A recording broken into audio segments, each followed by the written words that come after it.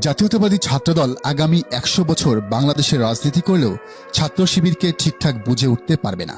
শিবিরের কেন্দ্রের কেবল একটা বিভাগ এক মাসে যত কর্মযজ্ঞ পরিচালনা করে ছাত্রদল সারা বছর মিলিয়ে তার আশেপাশে যেতে পারবে কিনা সন্দেহ। তাদেরকে শিবিরের কোনো বিভাগের জাস্ট একদিনের কর্মযজ্ঞ ভিজিট করতে পাঠানো হলে মাথায় হাত দিয়ে বসে পড়বে। শিবির প্রতিদিন শত শত ইউনিক আইডিয়া জেনারেট করে।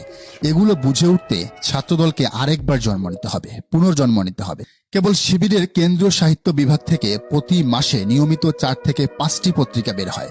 কিশোর কণ্ঠ, ছাত্র সংবাদ, এমন অনেক কিছু।